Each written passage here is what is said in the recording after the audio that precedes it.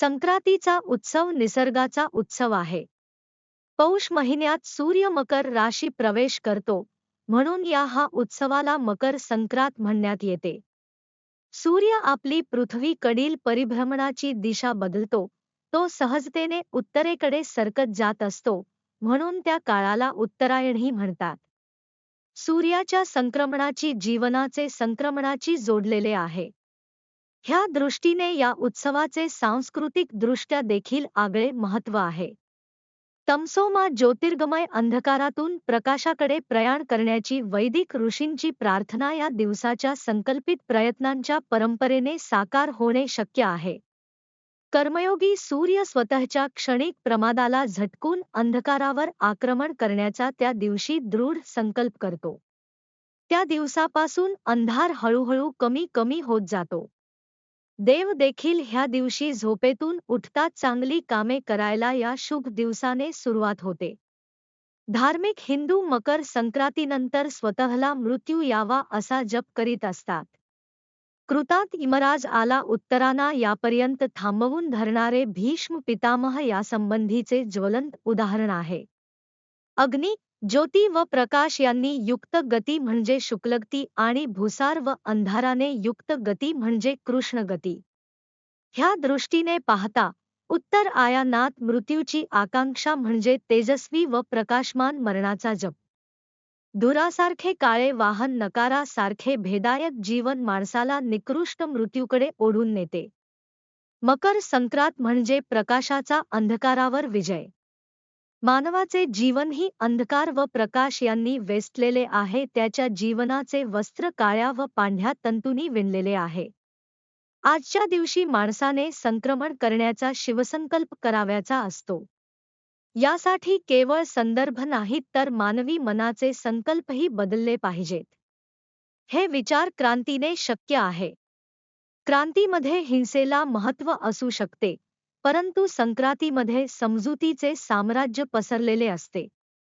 संक्रांत म्हणजे संघ क्रांती. माणसाने या दिवशी संघ आयुक्त होण्याचा संकल्प करायला पाहिजे. काम, क्रोध, लोभ, मोह, मद, मच्छर इत्यादी विकारांच्या परिणामापासून शक्य तेवढे मुक्त राहण्याचा प्रयत्न केला पाहिजे. संघमुक्तीतून हळूहळू आपण मुक्त संघ बनले पाहिजे. म्हणजे मुक्त जीवनाच्या लोकांचा संघ केला पाहिजे. असे जीवनमुक्त लोकच आपल्या क्रांतीला योग्य रस्ता, दिशा दाखवू शकतात आणि मार्गदर्शन करू शकतात. संक्रांती म्हणजे संघ क्रांती. कोणत्याही महान कार्याला संघटनेची गरज असते. संघे शक्ती कलियुगे, संघात विशिष्ट शक्ती निर्माण होते. या विशाल विश्वात कोणतेही काम करण्यासाठी एकटा माणूस अपुरा आहे. त्याच्या शक्तीला मर्यादा आहे. संघामध्ये विशिष्ट प्रकारच्या शक्ती विपुल प्रमाणात एकत्रित होतात व त्या कोणत्याही कठीण कार्य सहज शक्य बनवतात. परंतु या संघनिष्ठेच्या पायात ज्वलंत प्रभुनिष्ठा असली पाहिजे, ही गोष्ट विसरून चालणार नाही. ह्या उत्सवानिमित्त स्नेहाकडे जायचं असतं. तिळाचे लाडू द्यायचे असतात. जुने मतभेद काढून टाकायचे असतात. भांडणे विसरायचे असतात. स्नेहाचे पुन्हा प्रतिष्ठापना करायची असते.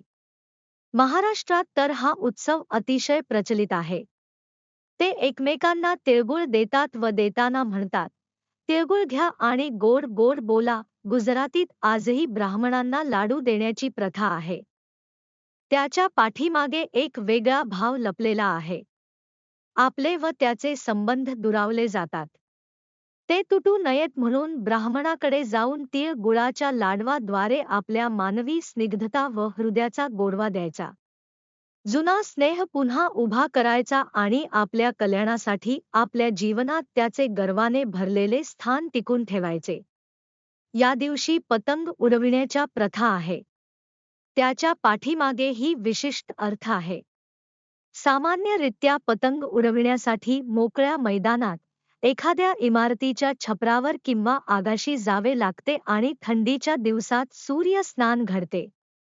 तात्विक दृष्टीने पाहता आपल्या जीवनाचा पतंगही या विश्वामध्ये असलेली अदृश्य शक्ती एखाद्या अज्ञात आगाशीत उभे राहून उडवीत असते.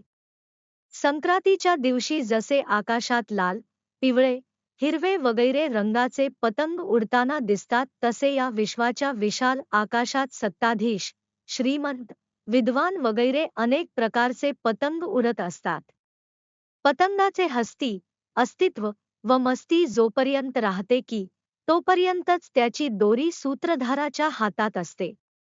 सूत्रधाराच्या हातातून सुटलेला पतंग वृक्षाच्या डाळीवर, विजेच्या तारेवर किंवा संडासाच्या टाकीवर पडलेला व विकृत देशात पडलेला वेगवेगळ्या रूपात प्रभुते पाहायला मिळतो. हातातून भगवंताच्या हातातून सुटलेला मानव पतंगही थोड्याच दिवसात रंग उतरलेला, फिका व अस्वस्थ झालेला पाहायला मिळतो. सारांश: ह्या पर्वाच्या निमित्ताने सूर्याचा प्रकाश, तिळाचा स्नेह, गुळाचा गोडवा व पतंगाचा त्याच्या सूत्रधारावरचा विश्वास आपल्या जीवनात साकार झाला तर आपल्या जीवनात योग्य संक्रमण झाले असे म्हणता येईल.